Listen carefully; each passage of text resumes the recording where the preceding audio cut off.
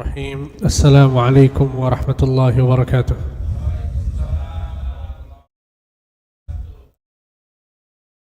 Innal hamdalillah nahmaduhu wa nasta'inuhu wa nastaghfiruh wa na'udzu billahi min shururi anfusina wa min sayyiati a'malina. May yahdihillahu fala mudilla lahu wa may yudlil fala hadiya lahu. Ashhadu an la ilaha illallah wahdahu la syarika lahu wa ashhadu anna Muhammadan 'abduhu wa rasuluh. Sallallahu alaihi wa ala alihi wa ashabihi wa man tabi'ahum bi ihsanin ila yaumiddin. Amma ba'd. Alhamdulillah, pertama-tama kita bersyukur kepada Allah Subhanahu wa taala atas segala limpahan nikmat yang Allah berikan kepada kita semua. Sehingga pada kesempatan kali ini Allah Subhanahu wa taala mempertemukan kita semua dalam forum Talabul Ilm.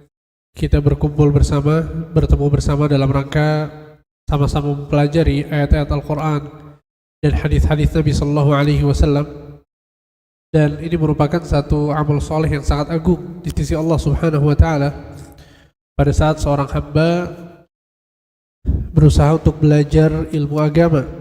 Dalam sebuah hadis Nabi Sallallahu Alaihi Wasallam mengatakan, "Man salaka tariqan yaltamisu fihi ilman, sahhalallahu lahu bihi tariqan ilal jannah." Barang siapa yang meniti suatu jalan dalam rangka menuntut ilmu, maka Allah akan mudahkan jalannya menuju surga. Kemudian juga dalam sebuah hadis Nabi sallallahu alaihi wasallam mengatakan, "Man yuridillahu bihi khairan yufaqihu fid din." Orang yang diinginkan kebaikan oleh Allah adalah pada saat orang tersebut dijadikan mengerti tentang ilmu agama. Sehingga para ulama mengatakan bahwa hadis ini adalah dalil yang menunjukkan bahwa tolak ukur dari kebaikan yang Allah berikan kepada seorang hamba bukan pada hartanya, bukan pada jabatannya, bukan pada pekerjaannya, bukan pada dunianya, akan tapi pada ilmu agama yang dia ketahui kemudian dipraktekkan dalam kehidupannya. Sehingga semoga apa yang kita laksanakan pada kesempatan kali ini ikhlas karena Allah dan diberikan ganjaran yang sempurna di sisinya. InsyaAllah pada pertemuan kali ini, ya sebagaimana yang sudah disebutkan oleh panitia, bahwa pembahasan kita pada kajian kali ini seputar tentang bagaimana seseorang menyelesaikan konflik dalam rumah tangganya. Perlu kita ketahui bahwa di antara takdir Allah Subhanahu wa taala, bisa dikatakan sunnatullah pada setiap keluarga, di situ pasti ada keributan. Betul tidak? Yakin?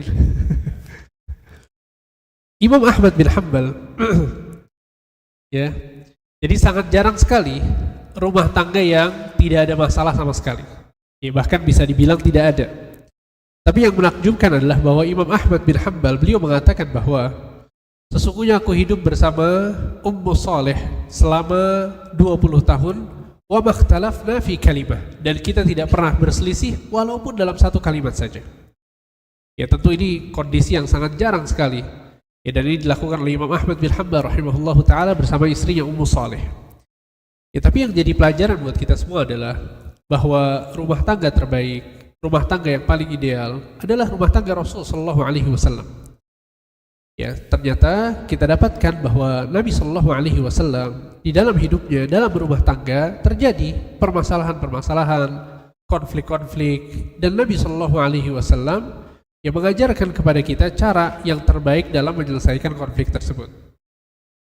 Yang perlu kita pahami sebelum kita masuk dalam inti pembahasan adalah bahwa laki-laki terbaik adalah yang paling baik kepada istrinya. Nabi Sallallahu Alaihi Wasallam mengatakan dalam sebuah hadis, khairukum li ahli, wa ana khairukum li ahli. Sesungguhnya yang terbaik di antara kalian adalah yang paling baik dengan istrinya, dan aku adalah yang terbaik di antara kalian kepada istriku. Kata para ulama, mudah bagi seorang untuk bertutur kata baik dengan orang lain, bertegur sapa dengan temannya, atau orang-orang yang dia hanya bertemu 2 jam, 3 jam dalam sehari. Tapi berat ketika seseorang melakukan kebaikan secara konsisten bersama seseorang yang setiap hari tinggal bersamanya, yang setiap hari hidup bersamanya, yang setiap hari berbicara dengannya, Maka ini sesuatu yang sangat berat. Oleh karena itu orang yang bisa menjaga sikapnya kepada pasangannya, menjaga tutur katanya kepada pasangannya, ini bertanda bahwa orang tersebut adalah orang yang memiliki akhlak yang baik. Oleh karena itu kita nggak bisa menilai akhlak seseorang pada saat bersama teman-temannya. Ya, siapapun nyaman dengan teman-temannya, siapapun bisa bercanda dengan teman-temannya.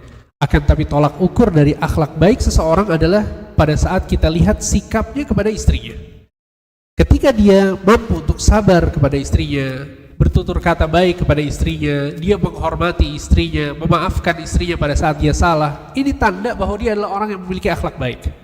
Dan sebaliknya, sebagian orang Masya Allah dengan teman-temannya akrab, baik dengan tetangga, dengan orang-orang yang ada di kantor baik, ramah dan lain sebagainya, tapi pada saat dia tidak menghormati istrinya, pada saat dia sering membentak istrinya, jahat kepada istrinya, berarti orang tersebut belum memiliki akhlak yang baik.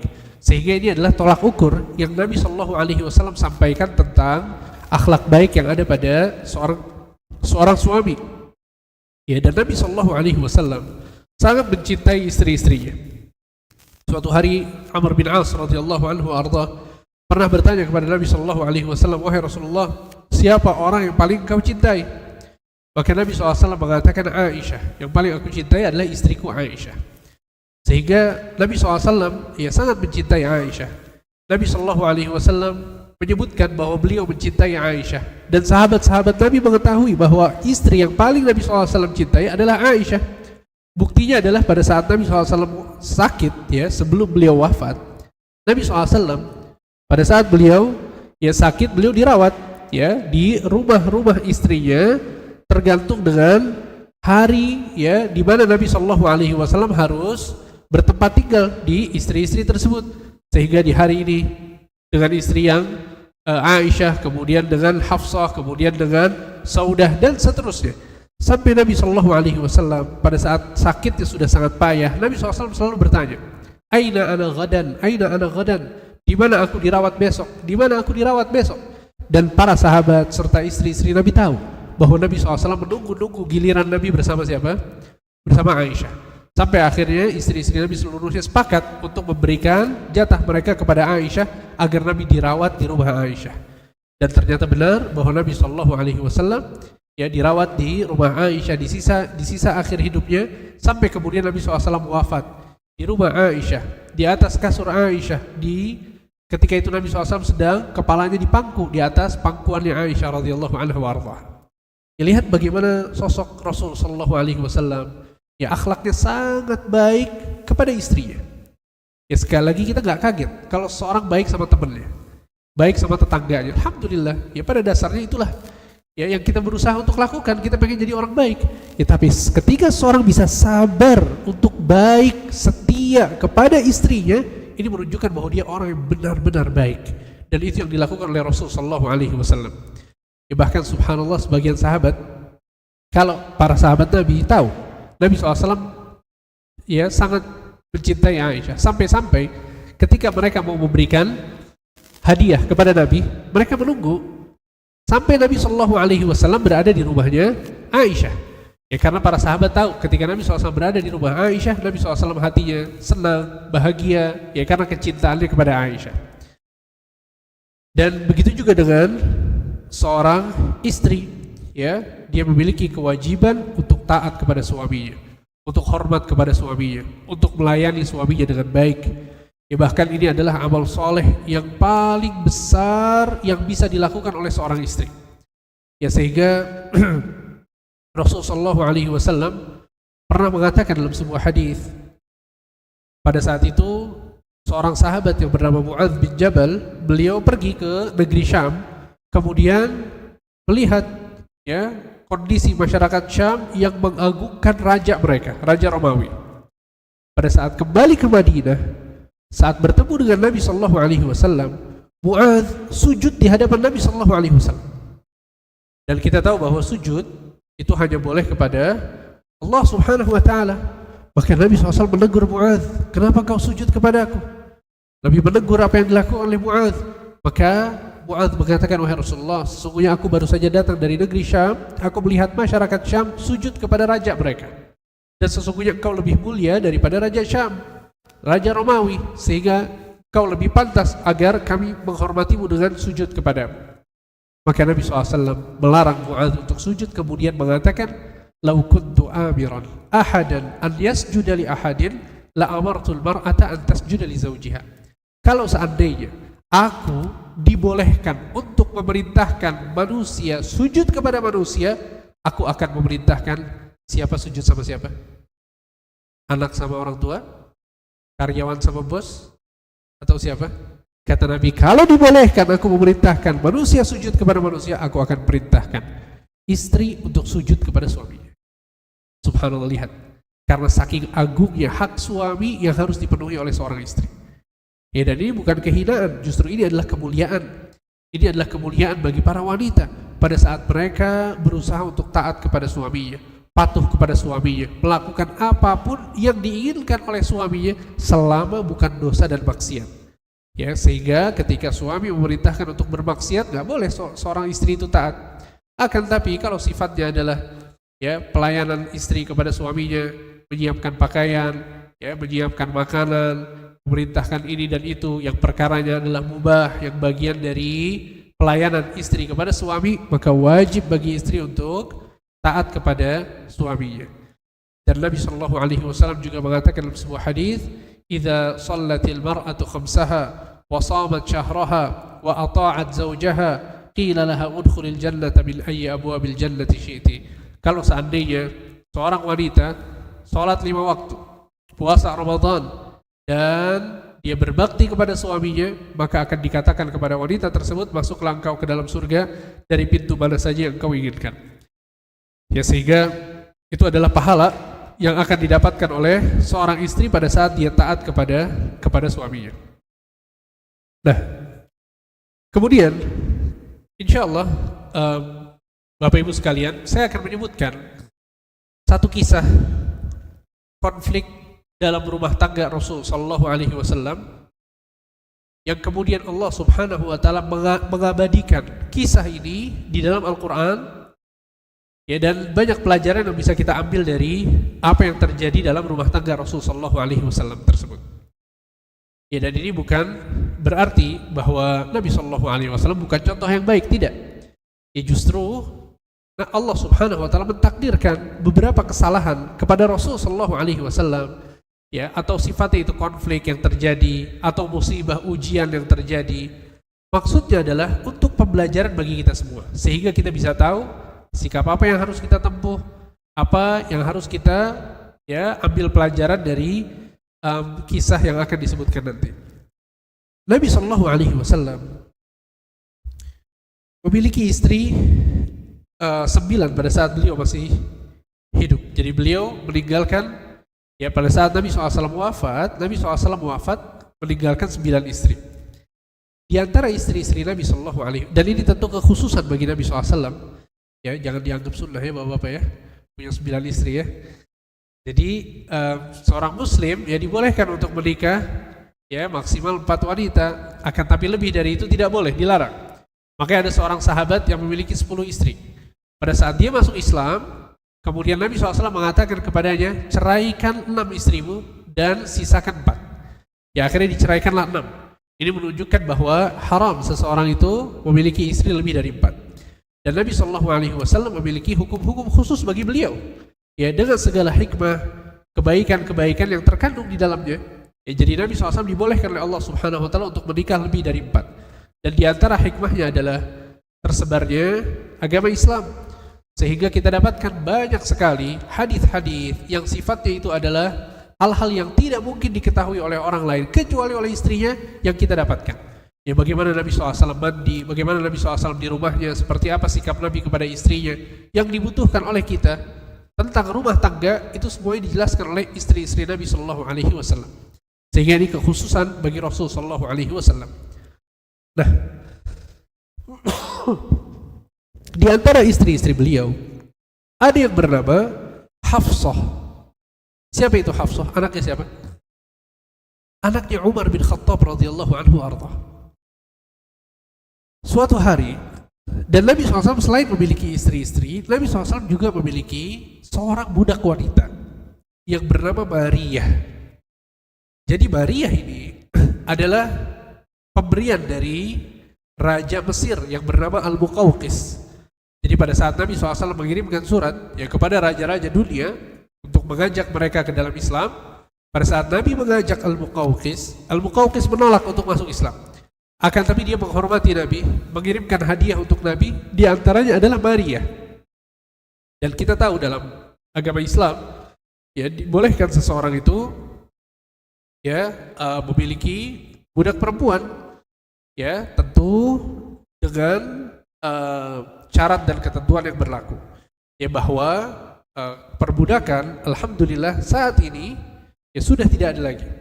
Ya di sekitar tahun 50-an atau 60-an, ya kebetulan saya pernah kuliah di kota Madinah di Saudi Arabia. Ya dosen-dosen kami menjelaskan bahwa pada saat Raja Faisal menjadi Raja Saudi Arabia, ya beliau mencari ya perbudakan yang ada di dunia. Di antaranya beliau mencari yang ada di Afrika, kemudian dibebaskan seluruh budak yang ada di dunia pada saat itu. Ya sehingga ini diantara kebaikan dan jasa Raja Faisal, bahwa beliau membebaskan seluruh budak yang tersisa pada saat itu. Ya sehingga sebagian dosen kami menyatakan bahwa saat ini ya kita tidak mengetahui bahwa ada seseorang yang berstatus sebagai budak, sehingga semua orang merdeka. Nah, Nabi SAW memiliki budak wanita yang bernama Hafsah, yang bernama Maria. Konflik yang terjadi dalam rumah tangga Nabi adalah sebagai berikut. Nabi SAW suatu hari sedang bersama Maria. Subhanallah, Nabi SAW mengajak Maria ke dalam rumahnya Hafsah. Pada saat itu Hafsah sedang tidak ada di rumah. Qaddarallahu wa ma syaa fa'al. Kemudian Nabi SAW ya keluar dari rumah, ya meninggalkan Maria di dalam rumahnya. Tiba-tiba tidak berselang lama, Hafsah kembali ke rumah. Pada saat Hafsah masuk ke rumahnya, ternyata Hafsah mendapati ada Maria di rumahnya Hafsah radhiyallahu anha wa ardhaha. Maka tentunya Hafsah marah besar karena cemburu. Ya, bahkan disebutkan dalam beberapa riwayat, ya Hafsah marah besar kepada Nabi sallallahu alaihi wasallam sampai-sampai mengatakan kepada Nabi, kalau bukan karena aku adalah istrimu yang paling hina, kau tidak akan memilih rumahku untuk dimasukkan ke dalamnya Maria. Ya, tentu ini kecemburuan yang luar biasa yang dirasakan oleh Hafsah. Ya, jadi Hafsah merasa bahwa kalau ada istri engkau yang lebih hina dariku, pasti dia rumahnya yang dipilih untuk dimasukkan ke dalamnya Maria. Tapi kenapa rumahku yang dipilih untuk dimasukkan Maria ke sana? Ya, sehingga Hafsah pun marah besar. Ya, sangat-sangat marah. Dan Nabi SAW subhanallah sebagai suami ya tentu setelah Maria kemudian ya kembali ke tempat tinggalnya, Nabi SAW berusaha untuk minta maaf kepada Hafsah. Nabi SAW minta maaf. Nabi SAW merayu Hafsah, ya merayu Hafsah, terus minta maaf kepada Hafsah. Akan tapi Hafsah tetap ya bersikeras untuk tidak memaafkan Nabi SAW. Dan di sini ini pelajaran besar ya, bahwa yang dilakukan oleh Nabi SAW, yang jadi pertanyaan adalah apakah ini sebuah dosa atau bukan? Nabi SAW tidak sedang berselingkuh dengan seorang wanita. Nabi tidak melakukan sesuatu yang dosa, paham ya? Akan tapi Nabi SAW ya membawa Maria ke dalam rumahnya Hafsah. Dan rumahnya Hafsah itu rumah siapa? Rumah Nabi SAW pada hakikatnya.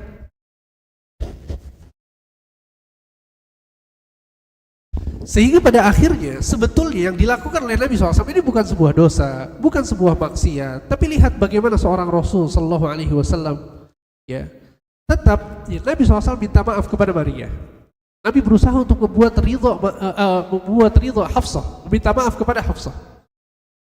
Ya, sampai akhirnya subhanallah, saking Nabi SAW bersungguh-sungguh untuk menjadikan Hafsah itu ridho, apa yang dilakukan oleh Nabi SAW?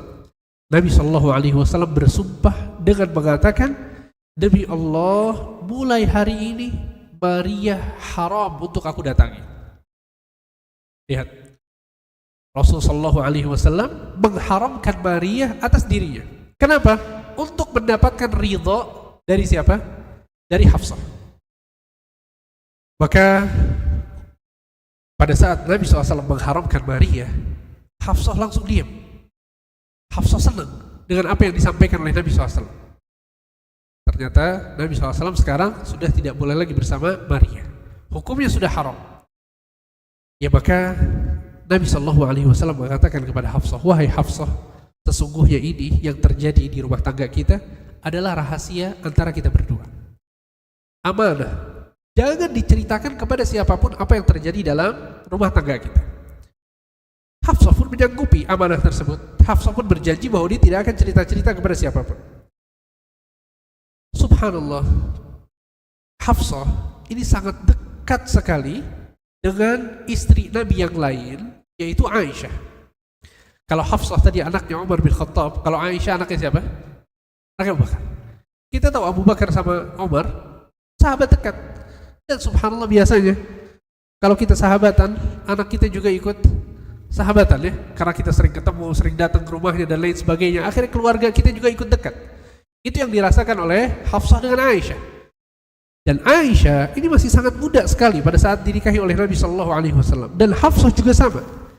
Ya, Hafsah dinikahi oleh Nabi SAW pada saat umurnya 17 tahun. Sehingga Hafsah dan Aisyah ini dua istri Nabi yang paling dekat, yang paling akur di antara istri-istri Nabi yang lain. Akhirnya subhanallah Aisyah lagi duduk bareng sama Hafsah. Apa yang terjadi? Bisa ditebak ya? Akhirnya subhanallah ngobrol. Ternyata Hafsah menceritakan apa yang terjadi, konflik antara dirinya dengan Rasulullah SAW. Ya, Hafsah bercerita bahwa Maria masuk ke dalam rumahku, kemudian marah, dan Nabi SAW mengharamkan Maria atas dirinya. Ya, dan subhanallah namanya perempuan Pak. Pada saat kabar ini sudah sampai ke Aisyah, sedikit demi sedikit dia tersebar ya. Akhirnya tetangga pada tahu, saudara pada tahu, kanan kiri pada tahu. Akhirnya satu kota Madinah semuanya tahu bahwa Nabi Shallallahu Alaihi Wasallam ribut sama Hafsah dan Nabi mengharamkan Maria atas dirinya. Maka subhanallah, ini suaminya bukan sembarang suami ya. Suaminya adalah Rasulullah Shallallahu Alaihi Wasallam, seorang Nabi. Sehingga Allah Subhanahu wa taala memberitahukan Nabi sallallahu alaihi wasallam tentang kesalahan-kesalahan Hafsah terhadap Nabi yang selama ini tidak diketahui oleh Nabi sallallahu alaihi wasallam. Disebutkan oleh Allah, Hafsah melakukan ini, Hafsah melakukan itu, Hafsah melakukan ini, Hafsah melakukan itu. Sama Allah disebutkan kesalahan-kesalahan Hafsah kepada Rasulullah sallallahu alaihi wasallam. Maka akhirnya Nabi Shallallahu Alaihi Wasallam memanggil Hafsah. Kemudian Nabi SAW menasihati Hafsah. Pada saat Nabi Shallallahu Alaihi Wasallam menasihati Hafsah, ya tentu Hafsah bertanya kepada Nabi Shallallahu Alaihi Wasallam, siapa yang memberitahukanmu ini? Maka Nabi SAW mengatakan, Nabba'aliyallahul alimul khabir. Sesungguhnya yang memberitahukanku adalah Allah yang maha mengetahui lagi maha berilmu. Maka konflik ini, kisah ini diabadikan oleh Allah Subhanahu wa taala dalam surat At-Tahrim. Itulah kenapa dinamakan dengan surat At-Tahrim. Apa arti At-Tahrim? At-Tahrim artinya adalah pengharaman. Apa maksudnya pengharaman di sini? Pengharaman Nabi terhadap budak perempuannya Maria. Sehingga Allah Subhanahu wa taala berfirman dalam surat At-Tahrim, Ya ayyuhan nabiyyu lima tuharrimu ma ahallallahu lak tabtaghi mardata azwajik wallahu ghafurur rahim. Allah menegur Rasul sallallahu alaihi wasallam dengan mengatakan, wahai Nabi, mengapa engkau mengharamkan apa yang dihalalkan oleh Allah bagimu demi ingin menyenangkan hati istrimu, dan sesungguhnya Allah Maha Pengampun lagi Maha Penyayang. Di sini pelajaran besar untuk kita semua, bahwa ketika terjadi konflik, maka jangan sampai kita melanggar aturan Allah. Nabi Shallallahu Alaihi Wasallam saking berusaha untuk membuat ridho Hafsah sampai-sampai Nabi Shallallahu Alaihi Wasallam mengharamkan sesuatu yang dihalalkan oleh Allah Subhanahu Wa Taala. Dan ini murni kesalahan dari Rasul yang langsung ditegur oleh Allah Subhanahu Wa Taala. Dan ini perbedaan antara kesalahan para nabi dan Rasul dengan kesalahan manusia. Para nabi dan Rasul itu terjaga dari dosa dan kesalahan. Apa maksudnya? Kalaupun mereka melakukan salah, langsung ditegur dan diperbaiki oleh Allah Subhanahu Wa Taala. Ya, sehingga ini pelajaran buat kita semua bahwa tidak boleh seorang suami pada saat ingin membuat ridho istrinya, dia menempuh cara-cara yang melanggar aturan Allah Subhanahu Wa Taala. Ya, dosa tetaplah dosa. Nggak bisa menjadi sesuatu yang dilegalkan karena alasan ingin memberikan kebahagiaan kepada istri, atau begitu juga dengan istri.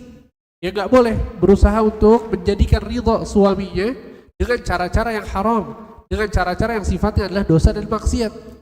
Ya, karena subhanallah, sebagian suami atau sebagian istri, khususnya para istri ya, ada sebagian yang bertanya ke saya bahwa dia ingin suaminya perhatian sama dia ingin suaminya ya menyayanginya. Akhirnya apa yang dilakukan? Ya, sebagian istri pergi ke dukun dan tukang sihir, ya, agar hati suaminya itu terpikat pada istrinya. Ya, dan ini tentu dosa besar. Ya, sebagian perempuan berdalih bahwa saya melakukan ini untuk demi kebaikan rumah tangga saya. Saya khawatir suami saya terpikat dengan wanita lain di luar rumah, sehingga dia pun berusaha untuk mendapatkan kebaikan ini dengan sesuatu yang diharamkan oleh Allah Subhanahu Wa Taala. Dan kita harus sadar ya bahwa datang ke dukun, minta tolong ke tukang sihir adalah dosa yang sangat besar.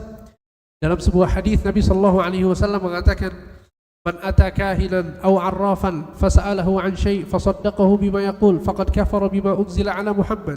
Barang siapa yang mendatangi dukun atau tukang sihir, kemudian berkonsultasi dengan mereka, lalu percaya atas apa yang mereka sampaikan, kata Nabi, sungguh ia telah keluar dari Islam yang diturunkan kepada Nabi Muhammad SAW.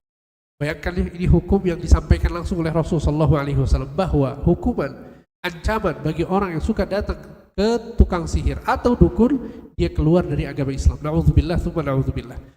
Ya, sehingga jangan pernah kita menyentuh sesuatu yang haram, walaupun tujuannya baik, walaupun tujuannya ingin menyatukan hati, ingin memperbaiki rumah tangga, nggak perlu datang ke mereka. Ya, alhamdulillah kita muslim, kita sholat 5 waktu, kita berharap kepada Allah, kita berdoa kepada Allah, kita jadikan Allah satu-satunya tempat untuk bergantung, kita bertawakal kepada Allah. Jika ada masalah, kita minta kepada Allah agar masalah tersebut terselesaikan. Sehingga ini adalah teguran dari Allah kepada Rasul Sallallahu Alaihi Wasallam. Saya ulangi ayatnya. Allah mengatakan, wahai Nabi, mengapa engkau mengharamkan apa yang dihalalkan Allah bagimu demi ingin menyenangkan hati istrimu, dan Allah Maha Pengampun lagi Maha Penyayang. Kemudian kata Allah, qad faradallahu lakum tahillata aymanikum wallahu maulakum wa huwal alimul hakim. Sungguh Allah telah mewajibkan kepadamu membebaskan diri dari sumpahmu, dan Allah adalah pelindungmu, dan Dia Maha Mengetahui lagi Maha Bijaksana. Apa maksudnya? Allah telah mewajibkanmu membebaskan diri dari sumpahmu. Nabi bersumpah bahwa Maria haram bagi Nabi. Sumpah itu diperintahkan oleh Allah untuk dicabut. Ya, bahwa tidak benar Maria itu haram. Maria adalah budak dihalalkan oleh Allah Subhanahu wa taala bagi Nabi Muhammad sallallahu alaihi wasallam. Kemudian kata Allah Subhanahu wa taala di ayat yang berikutnya, wa idh asarra an-nabiyyu ila ba'di azwajihi haditha falamma nabba'at bihi wa adhharahu Allah alaihi 'arrafa ba'dahu wa a'rada 'an ba'd falamma nabba'aha bihi qalat man abba'aka hadha qala nabba'ani al-'alimul khabir. Dan ingatlah ketika itu secara rahasia Nabi membicarakan suatu perkara kepada salah seorang istrinya. Maksudnya siapa? Hafsah. Ya, ini rahasia, harus dirahasiakan. Lalu ia menceritakan peristiwa itu kepada yang lain. Maksudnya menceritakan kepada siapa? Kepada Aisyah. Dan Allah memberitahukan hal tersebut kepada Nabi. Lalu Nabi memberitahukan kepada Hafsah sebagian dan menyembunyikan sebagian yang lain. Maka ketika Nabi memberitahukan pembicaraan itu kepada Hafsah, dia pun bertanya, siapa yang telah memberitahukan hal ini kepadamu? Maka Nabi pun menjawab, yang memberitahukan kepadaku adalah Allah yang maha mengetahui lagi maha teliti. Ya, kemudian Allah subhanahu wa ta'ala mengatakan di ayat berikutnya, in tatuba ilallahi faqad sagat qulubukuma wa in tadhahara alaihi fa innallaha huwa maulahu wa jibril wa salihul mu'minin wal malaikatu ba'da dzalika zahir. Kata Allah subhanahu wa ta'ala, bertaubatlah kalian berdua kepada Allah, karena sungguh, siapa maksudnya berdua? Bertaubatlah kalian berdua kepada Allah. Siapa maksudnya kalian berdua? Hafsah dan Aisyah. Ya, bertaubatlah kalian berdua kepada Allah, karena sesungguhnya hati kalian berdua telah untuk menerima kebenaran. Dan jika kalian berdua saling bantu-membantu menyusahkan Nabi, maka sungguh Allah yang akan menjadi penolongnya, dan juga Jibril dan orang-orang yang beriman serta para malaikat adalah penolong bagi Nabi sallallahu alaihi wasallam. Ya, itu diancam sama Allah subhanahu wa ta'ala. Kalau kalian berdua tidak mau bertaubat, maka yang menolong Nabi adalah Allah, Jibril dan para malaikat, dan seluruh kaum mukminin akan menolong Nabi SAW untuk kalian berdua. Kemudian kata Allah subhanahu wa ta'ala, asa rabbuhu in talaqakunna ayyubdilahu azwajan khairan minkunna muslimatin mu'minatin qanitatin taibatin abidatin saihatin thayyibatin wa abkara. Jika Nabi menceraikan kalian, sungguh Allah akan memberi ganti kepadanya dengan istri-istri yang lebih baik daripada kalian, perempuan-perempuan yang patuh, yang beriman, yang taat, yang suka bertaubat, yang beribadah dan berpuasa, yang janda maupun yang perawan. Ya, sehingga ini adalah ayat 1 sampai 5 dari surat At-Tahrim. Apa saja pelajaran yang bisa kita ambil dari kisah ini? Yang pertama, sebagaimana yang tadi kita sebutkan, bahwa melakukan dosa bukan jalan keluar dari masalah rumah tangga. Ya, jadi jangan pernah terfikir untuk melakukan dosa dan maksiat untuk menyelesaikan masalah rumah tangga. Itu gak bakal selesai. Bahkan justru masalahnya akan menjadi lebih banyak. Ya, makanya Allah subhanahu wa ta'ala dalam surat At-Talaq, bayangkan, surat At-Talaq adalah surat yang menjelaskan tentang perceraian. Perceraian ini bukan sesuatu yang menjadi tujuan seseorang itu menikah. Seorang pada saat dia menikah untuk selamanya. Dia berharap bahwa dalam rumah tangganya tidak terjadi perceraian. Tapi perceraian, sesuatu walaupun dia dibenci di dalam Islam, akan tapi dibolehkan oleh Allah subhanahu wa ta'ala. Sehingga dia menjadi jalan keluar bagi suami istri yang tidak mendapatkan jalan keluar pada saat mereka berkonflik. Nah, yang menarik adalah dalam surat At-Talaq, Allah subhanahu wa ta'ala berfirman, wa man yattaqillah yaj'al lahu makhraja. Barang siapa yang bertakwa kepada Allah, Allah akan berikan kepadanya jalan keluar. Seakan-akan Allah mengatakan bahwa kalau kalian sedang ada masalah di rumah tangga, ada niatan untuk bercerai, jangan lupa untuk bertakwa kepada Allah terlebih dahulu. Orang yang bertakwa kepada Allah, suami istri yang bertakwa kepada Allah, mereka tidak akan membutuhkan perceraian. Mereka akan diberikan jalan keluar oleh Allah subhanahu wa ta'ala. Kemudian dalam surat At-Talaq ayat 4 juga Allah mengatakan, wa may yattaqillah yaj'al lahu min amrihi yusra. Barang siapa yang bertakwa kepada Allah, maka Allah akan berikan kemudahan pada kesulitan yang sedang dia hadapi. Ya, dan ini pelajaran buat kita semua, bahwa pada saat kondisinya sedang sulit, maka maksimalkan ketakwaan kita kepada Allah. Salat yang rajin, sering-sering berdoa kepada Allah. Kalau kita bisa melakukan amal soleh, lakukan amal soleh. Kita berpuasa misalnya, kita bersedekah misalnya, kita membantu orang lain. Kenapa? Karena lagi ada masalah, supaya kita keluar dari masalah tersebut. Gak masalah, ini bukan aib. Ya, kadang ini suka jadi bahan candaan ya. Ya, saya pernah masuk masjid, kemudian ada kakek-kakek ya bilang, Ustadz, pokoknya kalau ada anak-anak muda suka datang ke masjid, saya tahu nih lagi ada masalah sama istrinya nih. Padahal bagus ya, ada masalah dia datang ke masjid. Memang jalan keluarnya seperti itu. Ya, sehingga ini yang menjadi janji Allah subhanahu wa ta'ala, bahwa barang siapa yang bertakwa kepada Allah, Allah akan berikan jalan keluar kepadanya. Kemudian pelajaran yang kedua adalah bahwa Di antara kewajiban suami kepada istrinya dan istri kepada suaminya adalah menjaga aib, rahasia, konflik di dalam rumah tangga. Gak perlu cerita kepada siapapun, gak perlu curhat kepada siapapun. Ya, pada saat ada masalah antara suami istri, maka selesaikan berdua.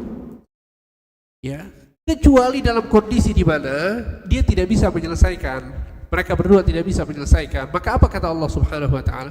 Fab'athu hakaman min ahli wa hakaman min ahliha iyurida islahan yuwaffiqillahu bainahuma. Kalau ternyata mereka berdua tidak bisa menyelesaikan masalah, maka hendaknya suami mengutus salah seorang dari pihak keluarganya, istri mengutus salah seorang dari pihak keluarganya, agar mereka berdua rembukan dan menyelesaikan, membantu menyelesaikan permasalahan mereka berdua. Iyurida islaha yuwaffiqillahu bainahuma.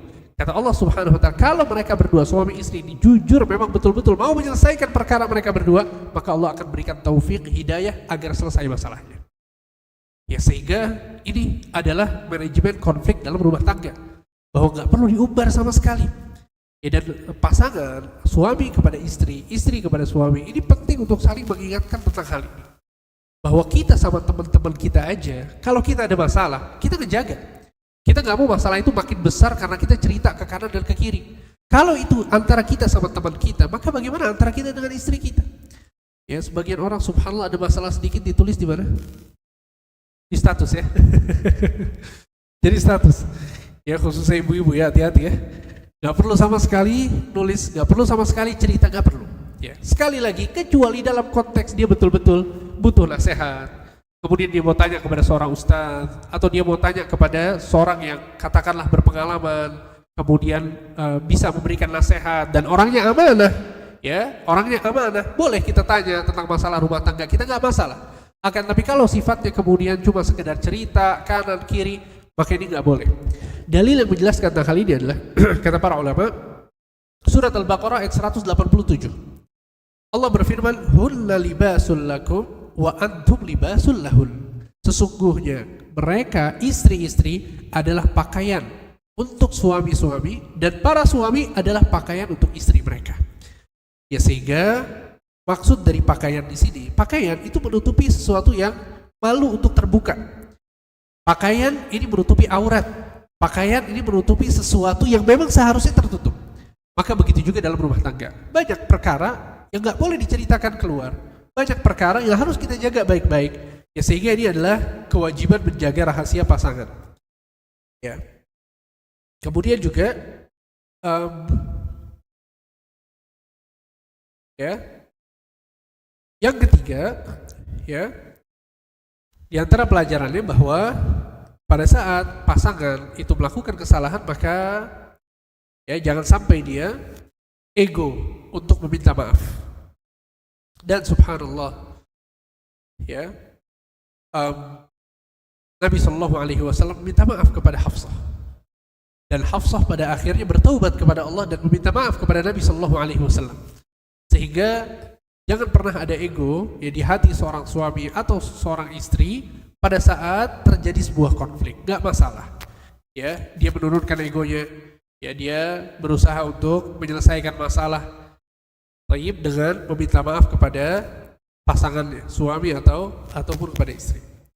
Kemudian di antara pelajaran juga yang bisa kita ambil dari surat At-Tahrim ayat 1 sampai 5 ini adalah, coba perhatikan di ayat yang ketiga. Allah Subhanahu wa taala mengatakan, "Falamma nabba'at bihi wa adharahu Allahu 'alaihi 'arrafa ba'dahu wa a'rada 'an ba'd." Dan ini pelajaran yang sangat penting. Kata Allah Subhanahu wa taala, lalu ya, pada saat Allah memberitahukan kepada Nabi sallallahu alaihi wasallam, tadi kita sebutkan di kisah bahwa Allah memberitahukan kepada Nabi kesalahan-kesalahan Hafsah. Apa kata Allah? Arrafa ba'dahu wa a'rada 'an ba'd.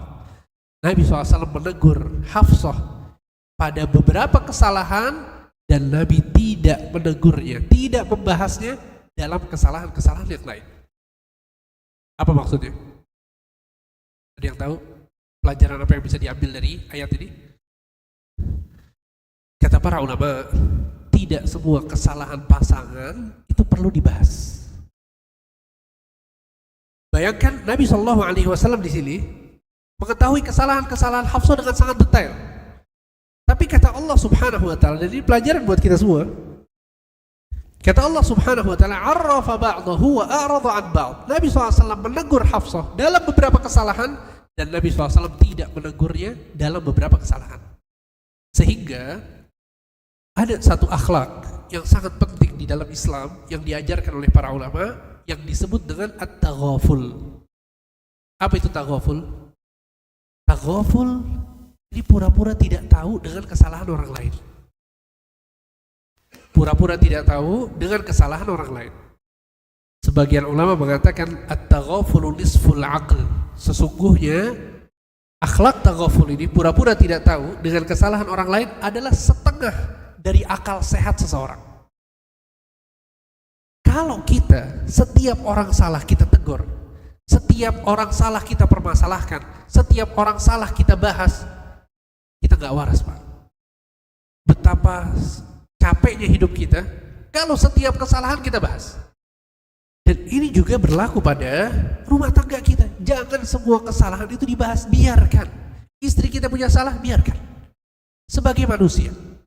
Begitu juga istri, pada saat melihat suaminya salah, biarkan. Apalagi kesalahan-kesalahan yang sifatnya adalah kesalahan remeh, kecerobohan mungkin yang terjadi, salah kata, salah ucap. Ya sudah, biarkan, gak usah dibahas sama sekali. Ini yang dilakukan oleh Nabi Shallallahu Alaihi Wasallam kepada Hafsah. Dan itu yang terjadi pada kehidupan kita pada saat kita bersama teman-teman kita. Betul tidak? Apa yakin teman kita gak punya salah sama sekali? Pasti dia punya salah.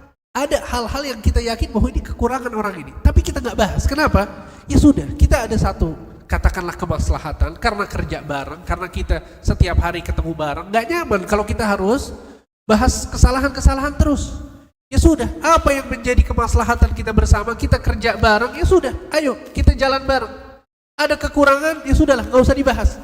Itu seringkali menjadi prinsip kita dalam menjalani kehidupan kita bersama teman-teman kita, betul tidak?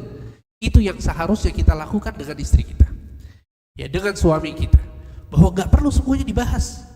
Ya, setiap ada kesalahan sedikit dibahas, ada kesalahan sedikit dibahas. Akhirnya apa? Akhirnya dia lupa untuk menikmati suaminya, dia lupa untuk menikmati istrinya, karena yang dibahas kesalahan lagi, kesalahan lagi, kesalahan lagi, kesalahan lagi. Ya, sehingga ini yang disebut dengan akhlak taghaful, dan ini dilakukan oleh Nabi Shallallahu Alaihi Wasallam kepada Hafsah. Pada saat Nabi SAW menegur Hafsah, ternyata tidak semuanya ditegur. Karena, Bapak Ibu sekalian, ternyata nih, banyak konflik rumah tangga yang terjadi, sebetulnya bukan karena benar-benar kesalahan. Tapi sesuatu yang terjadi, yang kemudian dibesar-besarkan oleh siapa? Oleh syaitan. Jadi setan itu paling seneng kalau suami istri itu ribut. Oh, paling seneng. Gak ada pencapaian setan yang lebih hebat daripada merusak rumah tangga kedua pasangan. Dalam sebuah hadis sahih diriwayatkan oleh Bukhari oleh Imam Bukhari, Nabi Shallallahu Alaihi Wasallam bercerita, sesungguhnya iblis memiliki singgasana di atas lautan. Kemudian iblis mengutus pasukan-pasukannya, setan, untuk menggoda manusia. Setiap kali setan ini berhasil menggoda seorang manusia, dia akan kembali ke iblis, kemudian melaporkan apa yang dia lakukan. Yang satu mengatakan, wahai iblis, aku telah menjadikan si fulan melakukan dosa A, dibiarkan sama iblis. Satu lagi datang, wahai iblis, aku telah menjadikan si fulan melakukan dosa B, dibiarkan oleh iblis. Sampai akhirnya datang satu setan ya, ke iblis. Kemudian setan ini bilang, wahai iblis, aku mengganggu rumah tangga fulan dan fulana, dan tidaklah aku sampai kepadamu sekarang kecuali mereka saat ini sudah bercerai. Apa kata iblis kepada setan ini? Faqarrabahu iblis, maka iblis pun mendekatkan setan tersebut, mendudukkan di sampingnya. Kemudian kata iblis, ni'ma anta, sebaik-baik setan adalah dirimu. Dahsyat, Pak, lihat. Kenapa? Kok bisa sebaik-baik setan dia bagi iblis? Karena berhasil merusak rumah tangga. Dan ini yang harus kita sadari 100% pada saat kita lagi ribut sama istri kita. Lagi ribut nih, coba dianalisa. Apa ada perkara yang betul-betul parah, fatal? Qadarullah kalau ternyata memang ada dosa besar yang terjadi, tapi keseringan tidak demikian. Perkara-perkara salah sedikit, ceroboh, salah ucap, subhanallah, ya, perang dunia di rumah. Kalau terjadi seperti ini, kalau terjadi seperti ini, yakinlah bahwa ini buatan siapa? Buatan setan. Pasti buatan setan. Ya, sehingga ini penting untuk diketahui ya, agar seorang suami kalau tersulut amarah, pada saat istrinya misalnya ngomel-ngomel, apa yang dilakukan? Senyum aja dari jauh ya. Ini kelakuannya setan nih. Gak apa-apa, santai aja, jangan dilawan. Pada saat kita lawan, subhanallah, setan berhasil. Ya begitu juga sebaliknya. Pada saat ibu-ibu sekalian misalnya suaminya marah-marah gak jelas, ya, senyumin aja dari jauh ya. Ya sudah. Ini juga kelakuan setan.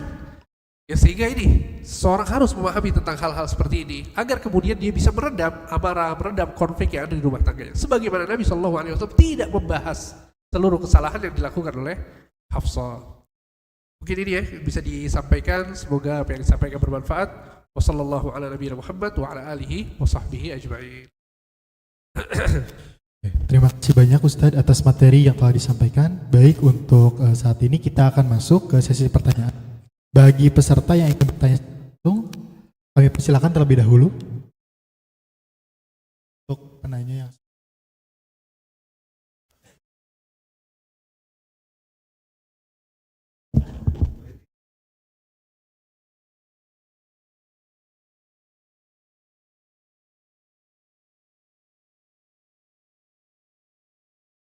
dari Ahwat, apabila ada yang mau ditanyakan, dipersilakan.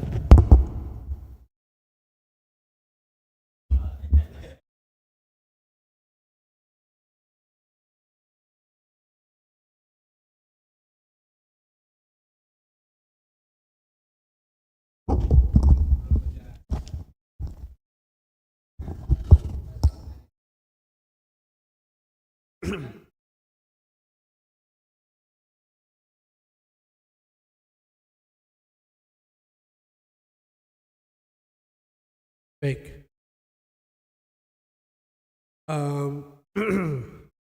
Saya akan sebutkan ya.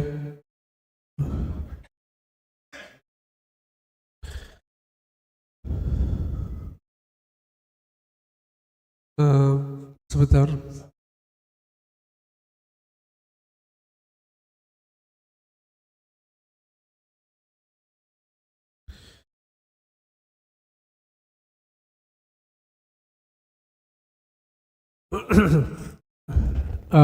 Pertama ya, tentu ini adalah kewajiban bagi seorang suami bahwa dia wajib untuk mendidik istrinya. Dan sebagian suami ya, kesalahan yang sering sekali terjadi adalah bahwa dia merasa dengan nafkah yang diberikan berarti selesai segala-galanya. Urusannya selesai pada saat dia bisa ngirim uang bulanan. Pada saat dia sudah bisa menafkahi, seakan-akan semuanya selesai. Padahal tidak selesai sampai di situ. Ya, bahkan sebagian suami subhanallah kalau marah-marah sama istrinya, apa yang dia ungkit? Sudah dibeliin ini, sudah dibeliin itu, sudah dikasih segini, sudah dikasih segitu. Padahal itu bukan segala-galanya. Sekali lagi, dalam surat At-Tahrim ayat 6, subhanallah ya, tadi kita sebutkan surat At-Tahrim ayat 1-5. Di ayat berikutnya, di ayat yang ke-6, apa kata Allah subhanahu wa ta'ala? Allah mengingatkan tentang nasihat dalam berumah tangga. Kata Allah, ya ayyuhalladzina amanu, wahai orang-orang yang beriman, qu anfusakum wa ahlikum nara, selamatkanlah diri kalian dan keluarga kalian dari api neraka. Ya, sehingga maksud dari menyelamatkan keluarga dari api neraka, kata Ali bin Abi Thalib, adalah alimuhum wa addibuhum. Ajarkan mereka ilmu dan ajarkan mereka adab. Ya kita ajarkan kalau dia kemudian nggak sholat atau lalai untuk melakukan kebaikan, ya ketaatan atau melakukan maksiat, maka wajib bagi suami untuk menegur istri tersebut.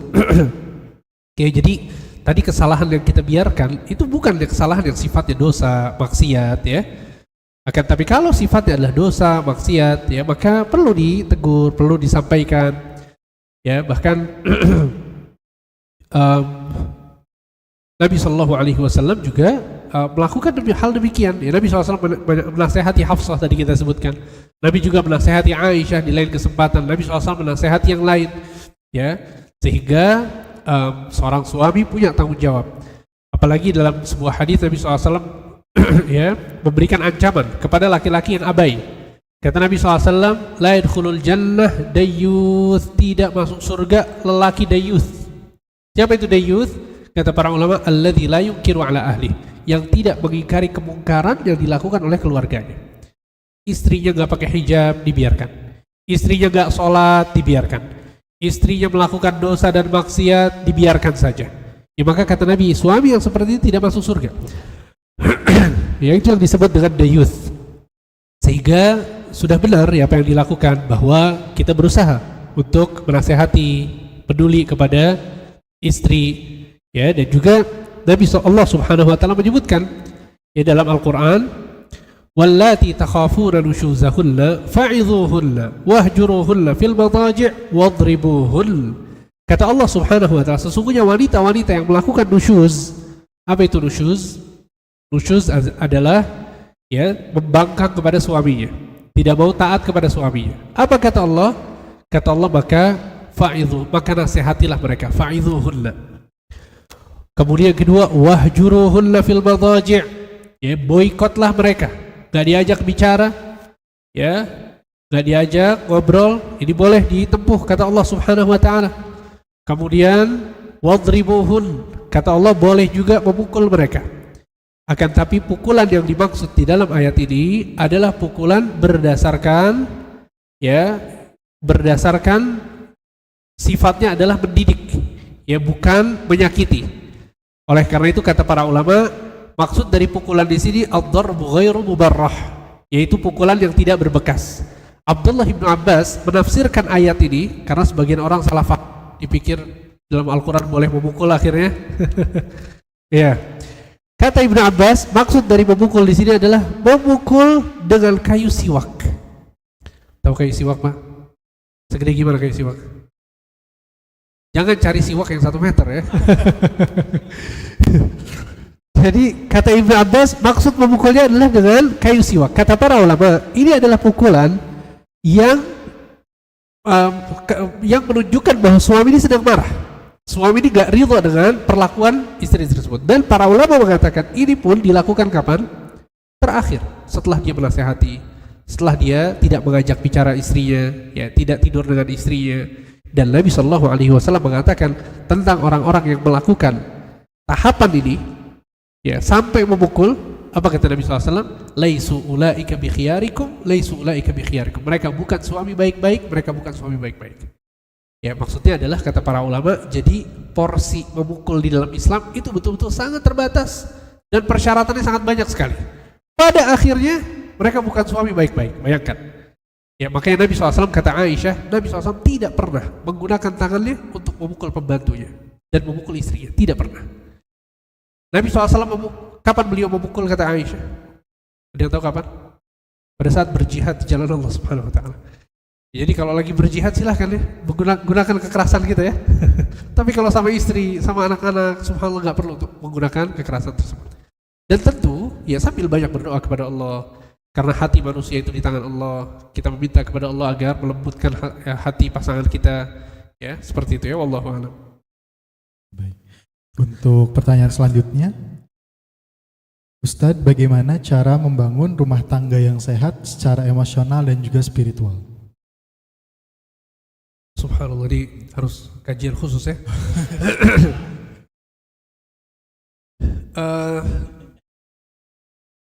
Tentu ya.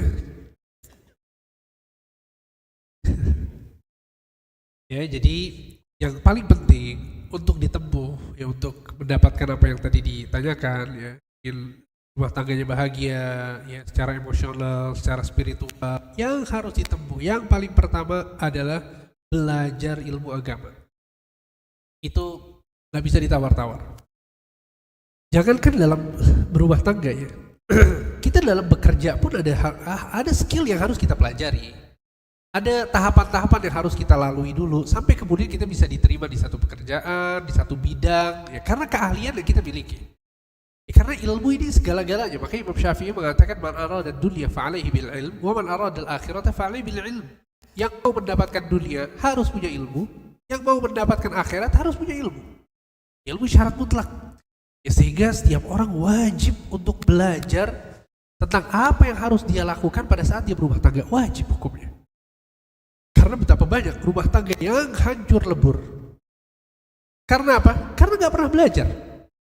Apa saja hak istri yang harus kita penuhi? Apa kewajiban kita sebagai suami misalnya? Apa kewajiban kita sebagai istri? Kalau suami marah, apa yang harus dilakukan? Kalau suami salah, apa yang harus dilakukan? Kalau suami misalnya melakukan dosa dan maksiat, apa yang harus dilakukan? Sebagian orang nggak tahu apa saja poin-poin yang harus dilakukan. Akhirnya semuanya dengan hawa nafsu. Marah gak jelas dan lain sebagainya, lapor kanan, lapor kiri, sampai akhirnya ribut. Kenapa? Karena nggak tahu ilmunya. Ya, sehingga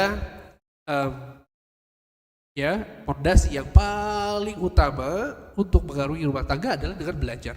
Ya, entah dengan hadir ya kajian-kajian dengan pembahasan sebagaimana yang tadi kita sampaikan, atau beli buku misalnya tentang hak-hak dan kewajiban suami istri, atau fikih rumah tangga. Ya perlu seseorang membaca, mendengarkan, ya mencari referensi agar dia memiliki keilmuan yang cukup tentang hal ini.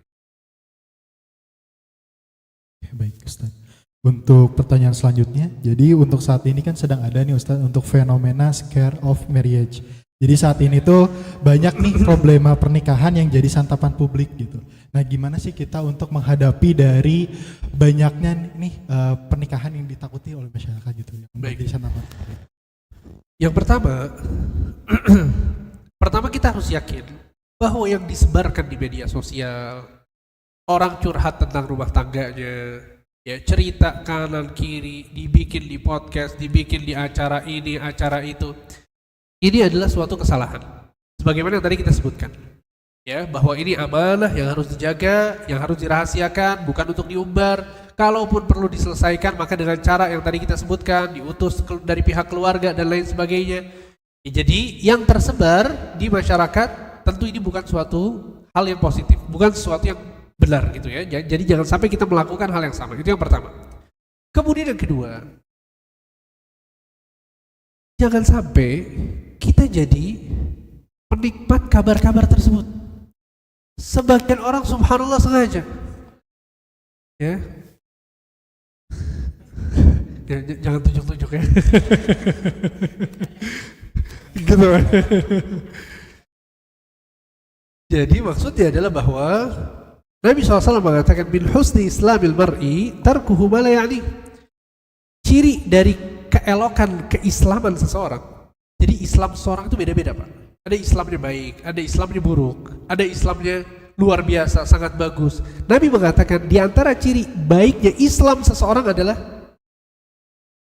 pada saat dia tidak mengurusi yang bukan urusannya. Subhanallah, ini lihat ya bagaimana Nabi SAW menyebutkan tentang keelokan, keindahan Islam seseorang bukan dengan sholat, bukan dengan puasa, tapi pada saat dia gak ikut-ikutan dalam urusan orang lain. Ya sudah, kalau ini rumah tangga fulanah, seorang artis misalnya, ya sudah biarin dia. Gak perlu kita cari tahu, kita dengerin klarifikasinya, kita dengerin ceritanya bagaimana, awalnya gimana, akhir. Gak perlu, kita gak perlu tahu sama sekali. Ya, sehingga ini yang kedua. Kemudian yang ketiga adalah subhanallah, ya, seringkali kita salah dalam menentukan siapa yang seharusnya jadi idola kita. Sekarang banyak ya masyarakat secara umum, orang yang paling terkenal di antara mereka, orang yang paling populer di antara mereka, orang yang paling dijadikan panutan adalah orang-orang yang kemudian ya jadi artis misalnya, punya banyak uang, seakan-akan mereka adalah idola untuk masyarakat, betul tidak? Sehingga apa yang mereka lakukan itu menjadi contoh bagi masyarakat. Padahal mereka bukan contoh sama sekali. Siapa mereka sehingga kita jadikan mereka sebagai contoh? Apakah mereka seorang yang rajin sholat misalnya, yang menutup aurat misalnya, yang melakukan kebaikan-kebaikan? Ya ternyata tidak. Yang kita tahu tentang mereka adalah mereka mempertontonkan aurat mereka di media sosial, mereka mempertontonkan dosa-dosa dan maksiat yang mereka lakukan di TV dan media sosial. Bagaimana mungkin orang-orang seperti ini kemudian menjadi idola kita sebagai muslim dan muslimah? Sehingga pada saat kita sadar siapa yang harus dijadikan idola, di situ kita nggak akan khawatir tentang konflik-konflik rumah tangga. Yang kita jadikan idola adalah Rasul SAW. Coba lihat rumah tangga Rasul seperti apa. Luar biasa, isinya kebaikan, isinya rahmat, isinya kasih sayang, isinya penuh dengan cinta dan kedekatan antara keluarga seluruhnya.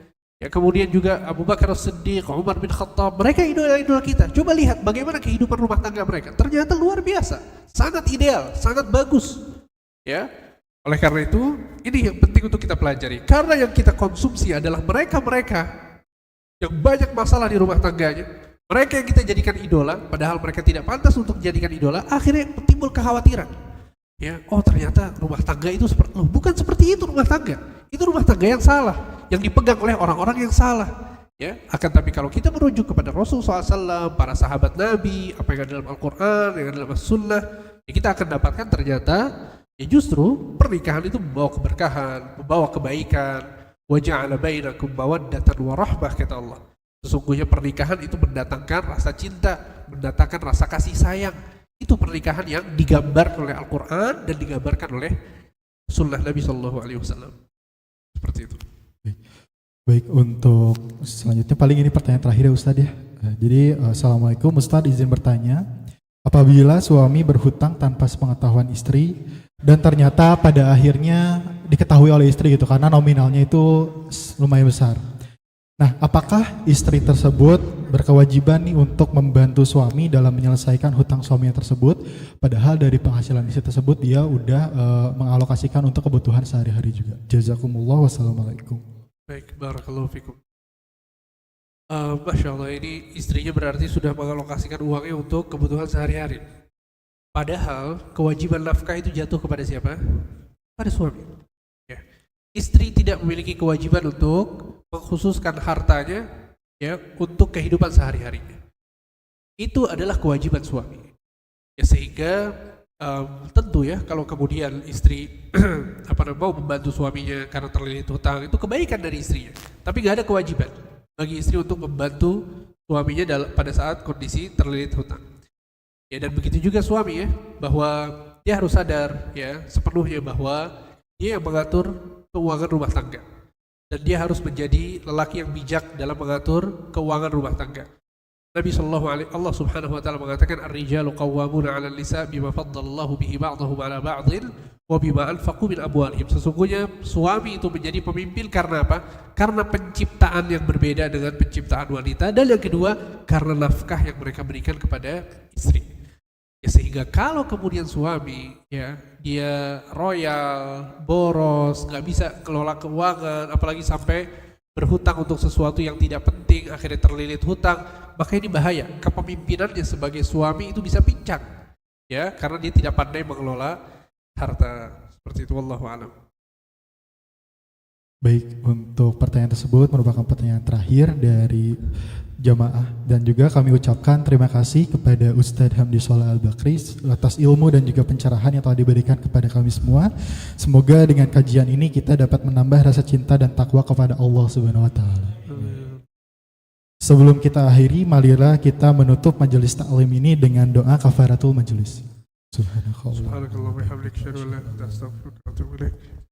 Alhamdulillahirabbil alamin, wabillahi taufiq wal hidayah. Wassalamualaikum warahmatullahi wabarakatuh.